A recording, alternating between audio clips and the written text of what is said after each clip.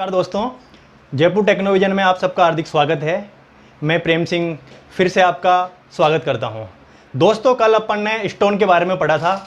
तो कल अपन ने स्टोन का क्लासिफिकेशन कंप्लीट करा था, जिसमें जियोलॉजिकल क्लासिफिकेशन, फिजिकल क्लासिफिकेशन और केमिकल क्लासिफिकेशन के बारे में पढ़ा। दोस्तों, कल वाले टॉपिक में थोड़ी सी चीज़ और बताना चाहूँगा आप कि जैसे कि अपन ने स्टोन को जियोलॉजिकल क्लासिफिकेशन के आधार पर बांटा था।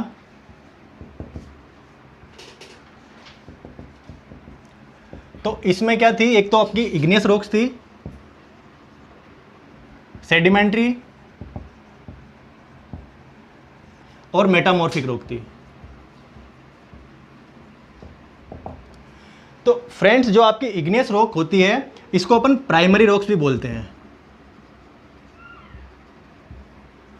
एक नाम इसका पेरेंट रॉक होता है, एक मदर रॉक भी होता है और एक पॉलीमिनरेलिक और एक इरप्टिव रॉक्स।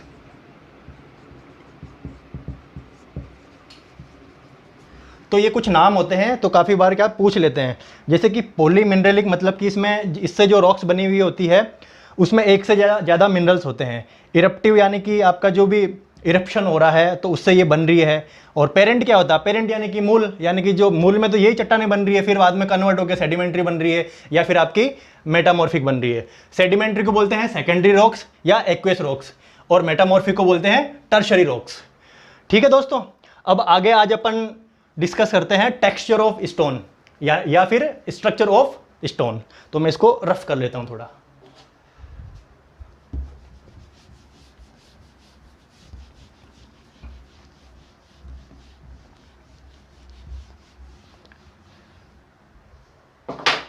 दोस्तों, टेक्सचर्स की बात करें तो अपना जो स्टोन होता है उसमें डिफरेंट तरह के टेक्सचर होता है, जिसका भी अपन डिस्कस करेंगे। पहले टेक्सचर की बात करता हूं मैं, तो होता है compacted crystalline.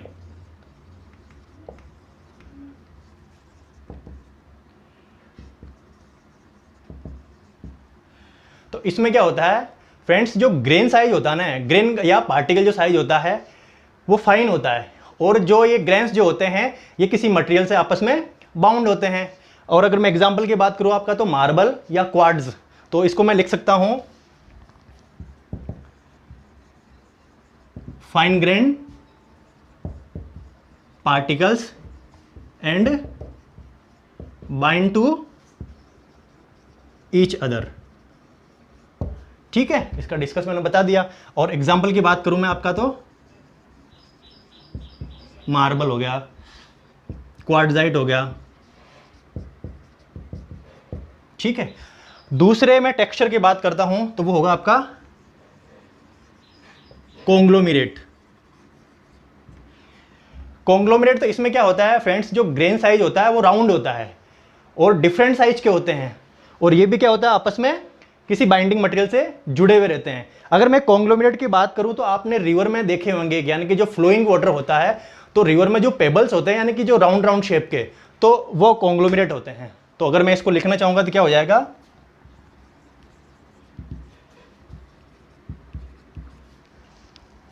Grain size round and different shape. ठीक है दोस्तों, तीसरा इसमें आ जाएगा आपका ग्लेसी। यानी कि ग्लेसी होता है कि ये क्या होता है कि पूरा जो आपका इसमें जो टेक्सचर है वो पूरे ग्लास की तरह होता है, इसमें कोई क्रिस्टलाइन या फिर पार्टिकल्स नहीं होते हैं। अगला मैं बात करूं तो आपका हो जाएगा फोलिएटेड। तो फोलिएटेड इसमें क्या होता है फ्रेंड्स, जो आपका जो ग्रेन्स होते हैं तो वो क्या होता है कि पैरेलल लेयर में होते हैं। ठीक है, तो grains are in parallel layer. ठीक है दोस्तों, तो ये अपन ने 4 टेक्सचर के बारे में डिस्कस करा। अगर आगे और बात करते हैं अपन, तो एक बार मैं इनको रफ कर लेता हूं।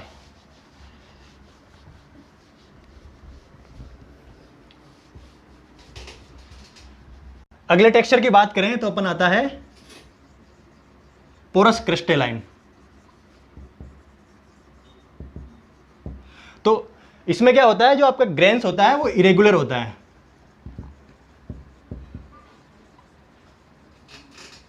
और इससे जो रॉक्स बनती है वो ड्यूरेबल नहीं होती है, नॉट ड्यूरेबल। अगले अपन टेक्सचर की बात करें तो वेसिकुलर। वेसिकुलर इसमें क्या होता है फ्रेंड्स, इरेगुलर स्मॉल साइज की कैविटी होती है। क्या होता है इसमें, इरेगुलर स्मॉल कैविटी। ठीक है, अगले अपन टेक्सचर की बात करें तो फिजोलिटी। तो फ्रेंड्स फिजोलिटी में क्या होता है, जो ग्रेन साइज होता है वो आपका लार्ज होता है इसमें।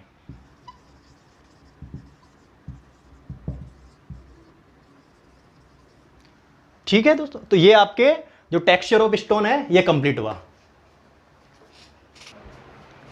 फ्रेंड्स आगे बात करते हैं अपन फ्रैक्चर सरफेस ऑफ स्टोन।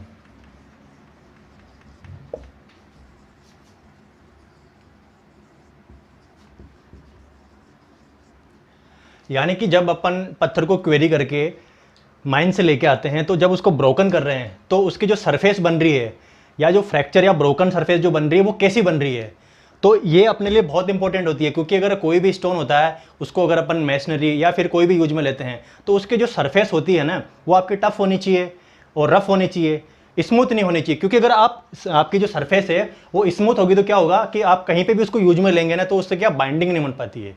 तो जो आपकी जो सरफेस है वो कैसी होनी चाहिए, रफ होनी चाहिए और टफ होनी चाहिए। ये कई तरह की होती है, जैसे अपन डिस्कस करते हैं। पहली होती है अपने अर्थी, यानी कि जो आपकी सरफेस बन रही है वो किस तरह की है, अर्थी। अर्थी मतलब क्या होता है कि आपकी जो सरफेस बन रही है ना तो वो बिल्कुल हाथ से मतलब कि चूरा हो जाएगा उसका, यानी कि जो बिल्कुल अर्थ की यानी कि रेत की तरह होगी। तो जो फ्रैक्चर सरफेस है वो कैसी होगी, अर्थी।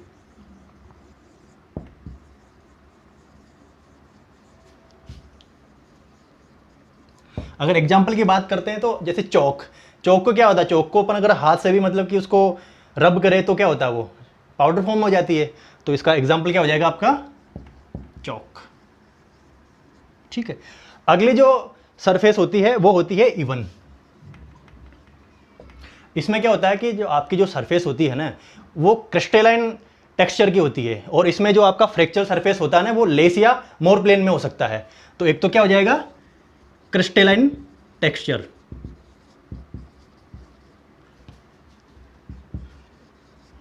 इसमें सरफेस होती है, और जो फ्रैक्चर सरफेस जो होती है, फ्रैक्चरल सरफेस आर इन मोर और लेस प्लेन। आप चाहे जैसे भी आपके हिंदी में नोट्स बनाने हो तो आप हिंदी में बना सकते हो, क्योंकि मैं हिंदी में भी आपको समझा रहा हूं। तीसरा होता है आपका फाइबर सरफेस। इसमें आपकी जो सरफेस होगी वो फाइबर के फॉर्म में होती है। जैसे अगर मैं एग्जांपल करूं इसका, तो इसका सबसे अच्छा एग्जांपल होता है एस्बेस्टोस। एस्बेस्टोस की शीट भी आती है तो वो भी किस फॉर्म में होती है, वो भी फाइबर फॉर्म में होती है। तो इसमें क्या होता है, आपका जो फ्रैक्चर सरफेस होती है वो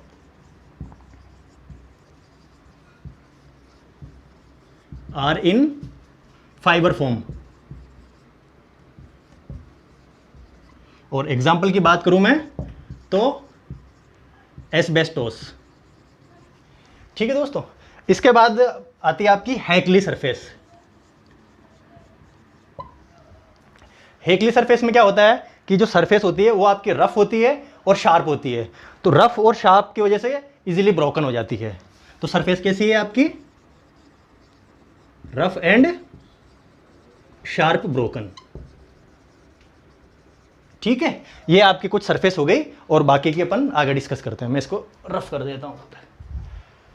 अनइवन, इसमें क्या नाम से दिख रहा है कि जो आपकी सरफेस होगी वो अनइवन होगी और रफ होगी। क्या लिखूं मैं, चलो लिख लेता हूं, सरफेस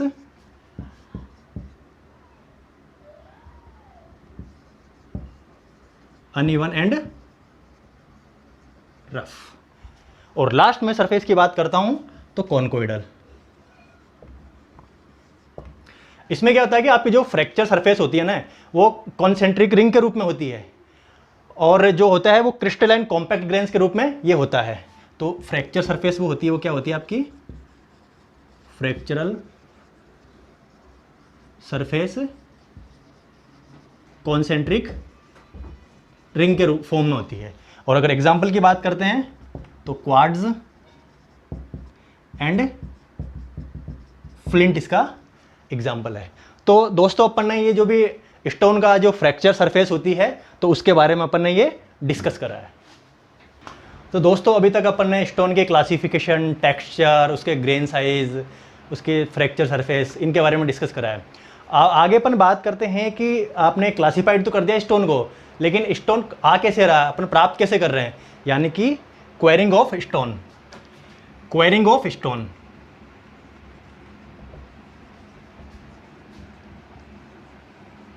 ये क्या होता है? It is the process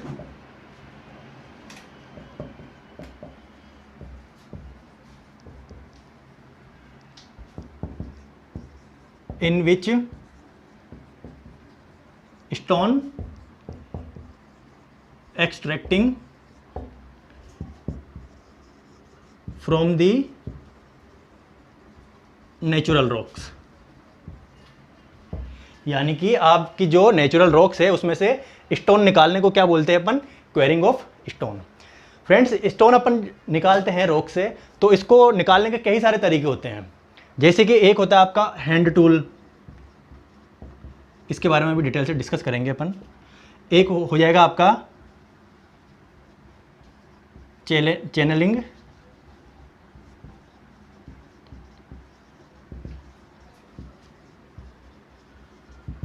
machine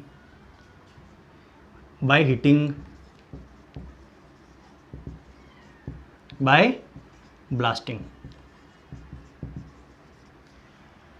friend, जैसे कि आप हैंड टूल्स में क्या होता है कि आप जो पत्थर निकाल रहे हैं वो छोटी मोटी जो आप हाथ से यूज करते हैं उन टूल से निकाल लेते हैं। चैनलिंग मशीन में क्या होता है कि एक चैनलिंग मशीन होती है जिससे स्टोन को आप पर्टिकुलर एक चैनल बना के काटते हैं और उसको अलग अलग टुकड़ों में कर लेते हैं। और बाय हीटिंग में क्या होता है, जो आपका रॉक्स होता है उसको हीट दी जाती है जिससे कि वो आपकी रॉक्स टूट जाती है। और ब्लास्टिंग में क्या होता है, इसमें आप एक्सप्लोजिव मटेरियल का यूज करते हैं। ब्लास्टिंग वहाँ यूज करते हैं जहाँ आपकी स्टोन होती है वो हार्ड होती है, और इससे जो स्टोन प्राप्त हो रहा है ना, उससे आपका क्या बनता है कि रेलवे बालास्ट हुआ, आपका एग्रीगेट हुआ, इस फॉर्म में जो मिलता है वो इसमें यूज में लेते हैं अपन। कि जो आपका ये मान लेते हैं अपन कि आपकी कोई एक रॉक्स है, तो इसमें क्या होता है, वेजिंग जो होती है, एक वेजिंग क्या होता है आपने देखी होगी, आपके जो लोहार या फिर इसके पास जो छेनी होती है ना, ये इस टाइप में होती है आपके नीचे से कोनिकल शेप में और ऊपर रेक्टेंगल। तो क्या होता है इसमें कि जो आपकी रॉक्स होती है ना, तो इसमें आप इसको एक लाइन में ऐसे इसके अंदर रॉक्स के अंदर इंसर्ट कर देते हैं। और फिर क्या होता है, इंसर्ट करने के बाद में संबल या इसकी वजह से आपको इसकी वजह से के सहायता से आप इसको अलग कर लेते हैं। इसमें हैंड टूल्स में क्या होता है कि आप वेजिंग की हेल्प से क्या होता है, आप रॉक्स को तोड़ते हैं। वेजिंग क्या होती है, कोनिकल शेप की आपकी छेनी होती है। अगर मैं प्रॉपर अपनी लोकल लैंग्वेज में बात करूँ तो इस टाइप में क्या होती है, ये एक छेनी में होती है। तो जो इसका जो नीचे का सिरा होता है ये नुकीला होता है, और ये जो सिरा होता है ये आपके रॉक्स में जाता है। जैसे कि क्या होता है इसमें, ये आपकी एक रॉक्स हो गई। सबसे पहले तो क्या होता है कि अपन एक वो सरफेस नोटिस करते हैं जो क्रैक्स फॉर्म में हो, यानी कि जहाँ से लग रहा है कि ये आपकी जो रॉक्स है ये स्प्लिट हो जाएगी। फिर उसके बाद में अपन एक कंटिन्यू लाइन में, ये जैसे आपकी ये है वेजिंग, ये इसमें गाड़ देते हैं अपन। और उसके बाद में क्या होता है, इसको आप अलग कर लेते हैं और इससे आपका रॉक्स है वो टूट जाती है और स्टोन प्राप्त हो जाता है। वेजिंग से जो अपन स्टोन ले रहे हैं वो सॉफ्ट होना चाहिए, तभी ये यूज में ले सकते हैं अपन। दोस्तों, क्वेरिंग विद चैनलिंग मशीन, तो इसमें क्या होता है, एक चैनलिंग मशीन होती है जिससे क्या होता है आपकी जो रॉक्स होती है उसमें एक चैनल के रूप में अपन गड्ढा बनाते हैं। ये जो आपका चैनल के रूप में जो गड्ढा बनाते हैं ये आपका 50 mm से 75 mm चौड़ा और 2.5 से 4 मीटर तक ये गहरा होता है। तो ये जो गड्ढा करते हैं ये अपन किससे करते हैं, जो भी आपकी चैनलिंग मशीन है उसमें क्या होता है, कंप्रेस्ड एयर या फिर स्ट्रीम की वजह से ये गड्ढा बनता है। तो इससे जो आपका रॉक्स अलग हो रहा है ना, वो बड़े बड़े टुकड़ों में होता है। यानी कि जहाँ आपको, जैसे कि आपका मार्बल है, सैंडस्टोन है, तो इनको अलग करना होता है ना, तो इनको अपन इस रूप में अलग करते हैं। और क्वेश्चन भी इसी में से बनता है। इसमें क्या होता है दोस्तों, जो आपकी रॉक्स होती है उसमें बड़े बड़े होल बना के उसमें एक्सप्लोजिव मटेरियल भरा जाता है और उसको ब्लास्ट करके रॉक्स के टुकड़े करे जाते हैं। इससे जो अपनी रॉक्स प्राप्त हो रही है वो उसका उसका यूज अपन लेते हैं रेलवे ब्लास्ट में एग्रीगेट के रूप में। तो इसमें क्या होता है कि काफ़ी सारे तरह के एक्सप्लोजिव मटेरियल हो वो अपन यूज में लेते हैं। डेटोनेटर्स क्या होता है, एक सिंपल तरीके से बात करें तो अपन जो क्रैकर्स या जो पटाखे जलाते हैं ना, तो उस रूप में क्या होता है, ये 25 mm लेंथ का और 6 mm डाया का एक सिलेंडर होता है, जिसके अंदर क्या होता है एक्सप्लोजिव मटेरियल भर के ब्लास्ट करते हैं। और दूसरा होता है आपका एक्सप्लोजिव। एक्सप्लोजिव में क्या होता है कि आपके डायनामाइट हो गया, ब्लास्टिंग पाउडर हो गया, कोर्डाइट हो गया, गन कॉटन हो गया, ये जो एक्सप्लोजिव मटेरियल होते हैं वो अपन यूज में लेते हैं। फ्रेंड्स, एक्सप्लोजिव में बात करें तो अपन एक तो ब्लास्टिंग पाउडर होता है, डायनामाइट होता है, कोर्डाइट होता है, गन कॉटन होता है और रोक होता है। जो ब्लास्टिंग पाउडर होता है इसमें क्या होता है 65% आपका सॉल्ट पीटर होता है, 20% सल्फर होता है और 15% चारकोल होता है। डायनामाइट में क्या होता है 50% नाइट्रोग्लिसरीन होता है और 25% सैंडी अर्थ होता है, ठीक है। और कोर्डाइट की बात करते हैं तो ये क्या होता है एक पावरफुल स्मोकलेस एक्सप्लोजिव होता है, जिसमें क्या नाइट्रोग्लिसरीन होता है। और गन कॉटन होता है, इसमें क्या होता है आपका सैचुरेटेड कॉटन और नाइट्रिक एसिड। और एक नाम और याद रखना आपको, रोक। फ्रेंड्स, इसमें ये जो आपका कंपोजिशन है ना, इसका ब्लास्टिंग पाउडर का हुआ या डायनामाइट का हुआ या कोर्डाइट का हुआ, ये जरूर याद रखना क्योंकि यहां से क्वेश्चन बहुत बनते हैं। फ्रेंड्स, अभी जो अपन ने ब्लास्टिंग के बारे में पढ़ा था, यानी कि ब्लास्टिंग करके अपन जो रॉक्स को अलग करते हैं, तो उसमें कुछ एक जो टूल होती है तो उसके आप नाम याद रख लेना। जैसे आपका जंपर हुआ, डिपर हुआ, टेम्परिंग रोड हुआ, तो इनके नाम आप याद रख लेगा। क्वेश्चन कैसा आता है कि ये जो किसी का नाम दे देगा और ये जो टूल है किससे रिलेटेड है, तो ये किस में आ जाए आपका क्वेरी ऑफ स्टोन में, ठीक है। ये कैसे यूज में लेते हैं अपन, जैसे कि आप ब्लास्टिंग कर रहे थे ना, तो उसमें क्या होता था कि ये जो आपकी एक रॉक्स है, इसमें आपने सबसे पहले क्या करा था, होल बनाया, ठीक है। होल बना के आपने यहाँ नीचे क्या कर दिया, आपका जो भी एक्सप्लोजिव मटेरियल है वो भर दिया। एक्सप्लोजिव मटेरियल भर के उसके ऊपर आपने क्या करा, सैंड या क्ले भर दिया। ये आपका एक्सप्लोजिव मटेरियल हो गया और ये आपका सैंड या क्ले हो सकता है, ठीक है। और इसके अंदर क्या होता है, एक फ्यूज वायर होता है, जिसकी हेल्प से अपन क्या करते हैं, इसको ब्लास्ट करते हैं। तो क्या होता है, ये सबसे पहले आपने क्या करा, ड्रिल करके होल बना लिया। उसके बाद इसको क्लीन कर लेंगे और फिर क्या करेंगे अपन, एक्सप्लोजिव मटेरियल चार्जिंग करेंगे, यानी कि जो आपका एक्सप्लोजिव मटेरियल वो फिल कर देंगे। उसके बाद में उसके ऊपर अपन सैंड डाल देंगे और फिर क्या करेंगे, टैंपिंग रोड से इसको कॉम्पैक्ट करेंगे और उसके बाद में आपका जो ये फायर वायर है इसको इग्नाइट करके ब्लास्ट कर देंगे, ठीक है। इसके बाद में अपन बात करते हैं कि आपने रॉक्स से आपने स्टोन अलग कर लिया। अब क्या करना है आपको, जो आपने जो स्टोन लिया है उसको आप सीधा तो यूज में ले नहीं सकते हैं, तो क्या करेंगे, क्योंकि इस अभी जो आपने स्टोन निकाला वो क्या होता है, इरेगुलर शेप में होता है, उसका जो शेप है वो रेगुलर नहीं है, तो वो हैवी होगा, उसमें मॉइस्चर भी होगा, तो बहुत सारे प्रॉब्लम्स हो गए। तो सबसे पहले अपन क्या करेंगे कि अभी आप जस्ट उसको फ्रेश क्वेरी से निकाल के लेके आए, तो उसमें क्या कुछ मॉइस्चर है, तो इसलिए सबसे पहले करेंगे उसका ड्रेसिंग। तो ड्रेसिंग में क्या करेंगे, आप हैमर या किसी और टूल की सहायता से उसको एक रेगुलर शेप देंगे। रेगुलर शेप देने से क्या होगा कि the process of giving proper shape and size to stone is called dressing, यानी कि स्टोन को आप प्रॉपर शेप और साइज देने को अपन क्या बोलते हैं, ड्रेसिंग ऑफ स्टोन बोलते हैं। The stone obtained from query is irregular in shape and size and can not be use in machinery work without dressing. इसके कहने का मतलब यही है कि जो आप स्टोन लेके आए हो वो इरेगुलर शेप में है, जिसका अपन डायरेक्टली यूज नहीं कर सकते हैं। दोस्तों, ड्रेसिंग ऑफ स्टोन का पर्पज क्या होता है कि अपन ये क्यों करते हैं, तो इसके ऑब्जेक्ट क्या हो सकते हैं। देखो, एक तो क्या होता है कि आपका रेगुलर शेप में स्टोन होगा तो उससे क्या होगा, जो आपका स्टोन का जो अपीयरेंस है वो बढ़ेगा। दूसरा, आप कहीं भी स्टोन, जैसे कि आपने किसी क्वेरी से स्टोन निकाला आपने और कहीं दूसरी जगह उसको लेके जाना है, अगर आपका स्टोन पूरा वो इरेगुलर शेप में है तो इससे क्या होगा कि आपका जो ट्रांसपोर्टेशन चार्ज है वो बढ़ जाएगा। अगर आपने स्टोन को यहाँ ड्रेसिंग कर लिया और जो आपको रिक्वायर्ड शेप है उसमें आपने कन्वर्ट कर लिया, तो इससे क्या होगा, जो आपको जो ट्रांसपोर्टेशन चार्ज है वो कम हो जाएगा। उसके बाद क्या होता है कि जो जस्ट ड्रेसिंग के टाइप में जो होता है वो आपका उसमें सीजनिंग करते हैं उसके बाद। दूसरा आपका ड्रेसिंग से क्या होता है कि जो ड्रेसिंग कर रहे हैं ना आप उससे, तो जो शेप में दे दिया वो स्टोन अलग हो जाएगा, और जो छोटे छोटे जो आपके एग्रीगेट्स हैं ना तो वो उसके अलग काम आ जाएंगे। तो इस तरीके से ड्रेसिंग के काफ़ी सारे पर्पज हो जाते हैं। अब आपने दोस्तों ड्रेसिंग कर ली, तो इसके बाद में क्या करते हैं अपन, इस स्टोन का सीजनिंग करते हैं। तो सीजनिंग में क्या होता है दोस्तों, पहले अपन ने ड्रेसिंग करी, क्योंकि इसमें क्या इस टाइम आपका फ्रेश स्टोन है, तो इसमें क्या मॉइस्चर होगा। अब मॉइस्चर होगा तो ड्रेसिंग करने में इजीली होगा। इसके बाद में क्या करेंगे अपन कि जो स्टोन है आपका उसको 6 से 12 महीने के लिए अपन रख देंगे। इससे क्या होगा कि आपका जो मॉइस्चर है वो हट जाएगा, क्योंकि अगर मॉइस्चर रहेगा स्टोन में तो आप उसको यूज में लेंगे तो क्या होगा, जो आपका स्टोन रहेगा वो सॉफ्ट रहेगा, उसमें उतनी स्ट्रेंथ नहीं आ पाएगी। तो सीजनिंग करके अपन स्टोन का जो हार्डनेस है वो बढ़ा सकते हैं या उसकी स्ट्रेंथ बढ़ा सकते हैं। फ्रेंड्स, इसमें एक छोटी सी टर्म्स होती है क्वेरी शेप। क्वेरी शेप क्या होता है कि जब आप स्टोन क्वेरी से निकाल के आ रहा हो ना, तो यानी कि जो फ्रेश स्टोन है उसमें जो मॉइस्चर है उसको अपन क्या बोलते हैं, quarry sap. The moisture content in newly quarried stone, यानी कि जो भी आप क्वेरी से स्टोन लेके आ रहे हो उसमें जो मॉइस्चर है उसको अपन क्या बोलते हैं, क्वेरी शेप। और इसी मॉइस्चर को हटाने के लिए अपन क्या करते हैं, उसका सीजनिंग करते हैं। ठीक है दोस्तों, तो ये अभी तक अपन ने रॉक्स को तोड़ के स्टोन कैसे प्राप्त करते हैं वो पढ़ा। अब आगे क्या होता है, अपन ने पत्थर को क्लासिफाइड भी कर दिया, निकाल भी लिया, लेकिन अब आगे क्या होता है कि कहीं पे भी इसको यूज लेना है। तो अपन कोई भी पत्थर अगर स्टोन कहीं पे यूज ले रहे हैं तो यूज कब लेंगे, जब वो हार्ड हो, आपका टफ हो, ड्यूरेबल हो, उसका अच्छा अपीयरेंस हो।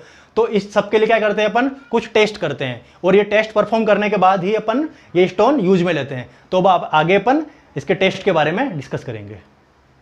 स्टोन यानी कि अपन स्टोन के टेस्टिंग के बारे में डिस्कस करेंगे। पहला टेस्ट है वो करेंगे अपन एसिड टेस्ट।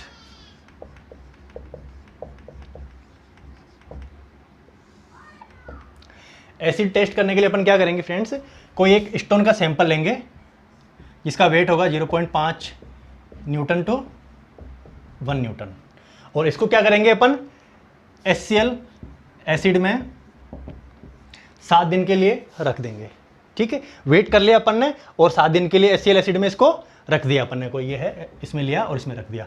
फिर उसके बाद में क्या करेंगे अपन, 7 दिन के बाद इस स्टोन को निकाल के अपन चेक करेंगे, और चेक करके क्या देखेंगे कि जो इसके कॉर्नर है या इसकी जो एजेज है, सरफेस है, वो शार्प है या नहीं है, या उस पर कोई पाउडर फॉर्म में कुछ लग तो नहीं रहा है। अगर आपका स्टोन बिल्कुल शार्प है उसकी एज और सरफेस, इसका मतलब कि उस पर एसिड का इफेक्ट नहीं हो रहा है। फ्रेंड्स, ये जो टेस्ट होता है, जो कैल्शियम कार्बोनेट से जो रॉक्स बनी होती है, स्टोन बना होता है ना, उस पर ये टेस्ट नहीं करते हैं, क्योंकि वो क्या होता है कि इजीली आपके वेदरिंग से इफेक्ट हो जाती है। यो जैसे कि आपका लाइम स्टोन हुआ, तो इसके लिए ये टेस्ट नहीं करते हैं। बेसिकली ये टेस्ट अपन देखा जाए तो सैंड स्टोन के लिए ज़्यादा करते हैं। ठीक है दोस्त, तो ये अपन ने एसिड टेस्ट देखा। तो एसिड टेस्ट में क्या यूज में लिया अपन ने, HCl एसिड। दूसरा जो टेस्ट है वो हो जाएगा आपका स्मिथ टेस्ट। ये जो टेस्ट होता है ये इसलिए करा जाता है कि जैसे आपको स्टोन है तो उसमें कोई सोल्यूबल मैटर तो नहीं है, यानी कि इसका अपन क्यों कर रहे हैं, to determine presence of soluble matter in stone. तो इसमें क्या करते हैं, एक कोई वेसल लिया अपन ने और उसमें स्टोन के टुकड़े करके डाल दिए, टुकड़े करके डाल के इसमें पानी से भर देते हैं। ठीक है, उसके बाद में अपन देखते हैं कि अगर पानी आपका क्लीन है तो नो सोल्यूबल मैटर, और अगर आपका पानी टर्बिड हो गया तो इसमें प्रेजेंस ऑफ सोल्यूबल मैटर। तो ये बहुत सिंपल सा टेस्ट है जो कि पानी में डाल के पत्थर के टुकड़ों को अपन देख लेते हैं कि पानी साफ है या फिर आपका गंदला हो गया है। अगर साफ है तो उसमें कोई सोल्यूबल मैटर नहीं है, और अगर गंदला हो गया तो उसमें सोल्यूबल मैटर प्रेजेंट है। फ्रेंड्स, अगले टेस्ट की बात करें अपन तो क्रशिंग टेस्ट या compressive strength test.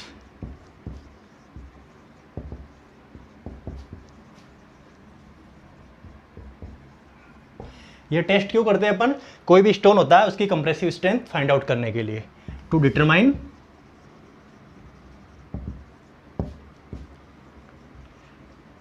Compressive strength of stone. तो फ्रेंड्स, ये टेस्ट करने के लिए अपन क्या करते हैं, एक 40 mm का एक स्क्वायर लेते हैं स्टोन का। ठीक है, 40 mm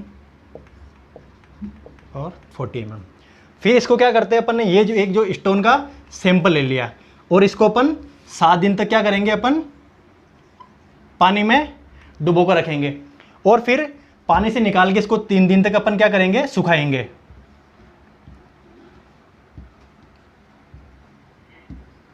ठीक है। अब इसके बाद में इसको सुखाने के बाद क्या करेंगे, ये जो आपका स्टोन सैंपल है इसके दोनों ऊपर और नीचे अपन 5 mm की पीओपी लेयर और प्लाईवुड का टुकड़ा लगाएंगे, जिससे कि आप टेस्ट करो तो एक अच्छी सरफेस आपको मिल जाएंगे। और इसको अपन क्या करेंगे, एक यूटीएम मशीन में रख देंगे और क्या करेंगे, लोड लगाएंगे इससे पे। तो लोड लगाएंगे और जो लोड का रेट रहेगा वो रहेगा 14 न्यूटन पर mm स्क्वायर 4 पर मिनट। इस रेट से लोड लगाएंगे और जिस भी लोड पे ये ब्रेक होगा तो वो स्टोन की क्या हो जाएगी, कंप्रेसिव स्ट्रेंथ। और स्ट्रेंथ कैसे निकाल लेंगे अपन, स्ट्रेंथ बराबर होता है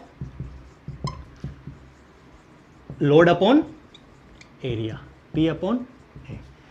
लोड आपका इस यूटीएम से मिल जाएगा और एरिया आपके पास है ही है। तो इस तरीके से आप क्या हो सकता है, स्ट्रेंथ की कंप्रेसिव स्ट्रेंथ फाइंड आउट कर सकते हैं। टेस्ट की बात करें तो अपन थर्ड टेस्ट है आपका crushing strength test. Crushing test और कंप्रेसिव स्ट्रेंथ टेस्ट। ये टेस्ट क्यों करते हैं अपन, कोई भी स्टोन लिया आपने तो उसका कंप्रेसिव स्ट्रेंथ यानी कि कितना लोड वो ले सकता है, तो वो फाइंड आउट करने के लिए ये टेस्ट करते हैं अपन, टू डिटरमाइन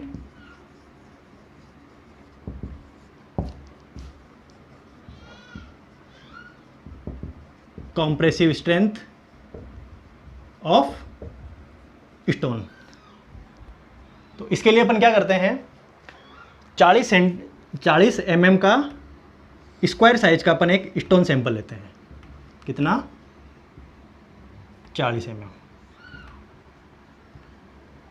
और इस स्टोन सैंपल को अपन क्या करेंगे, 3 दिन के लिए वाटर में इंसर्ट करके रखेंगे।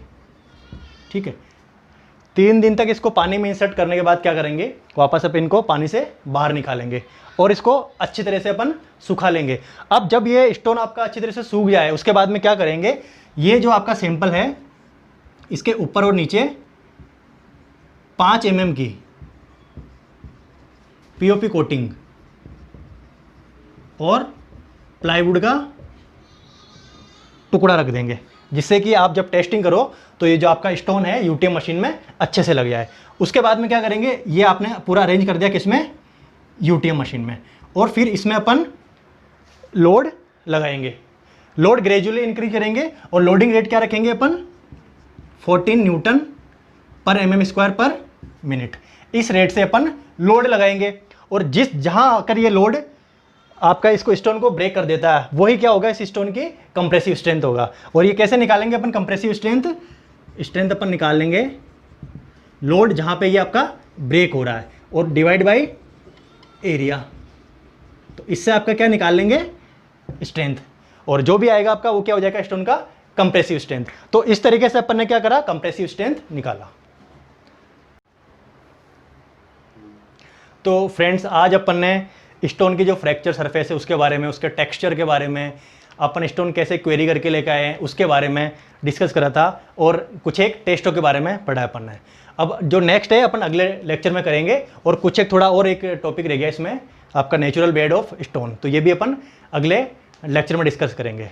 दोस्तों अगर आपको हमारा वीडियो पसंद आ रहा है तो वीडियो को लाइक करें, शेयर करें और थोड़ा ज़्यादा पसंद आ रहा हो तो चैनल को सब्सक्राइब करना ना भूलें, जिससे कि हमारा अगला कोई भी वीडियो आता है तो उसका नोटिफिकेशन आपके पास आ जाएगा। फ्रेंड्स आपको कोई भी क्वेरी हो, चाहे वो स्टडी मटेरियल हो या फिर आगे की जो भी आपके एग्जाम्स हो उससे रिलेटेड कुछ भी क्वेरीज हो, तो आप इस नंबर पे कांटेक्ट कर सकते हैं। चाहे आप व्हाट्सएप कर सकते हैं, आप टेक्स्ट मैसेज कर सके या कॉल कर सकते हैं। दूसरी चीज़, आप जयपुर टेक्नोविजन है, अगर आप इसका ऑफलाइन बैच में एडमिशन लेना चाहते हैं तो उसके लिए भी आप बात कर सकते हैं, क्योंकि अभी तो क्या हुआ, लॉकडाउन चल रहा है तो जो ऑफलाइन क्लासेस है वो बंद है, लेकिन जैसे भी गवर्नमेंट की नई गाइडलाइन आएगी तो उसके बाद में ऑफलाइन क्लासेस भी शुरू आ जाएगी, जिसे कि आप ज्वाइन कर सकते हैं।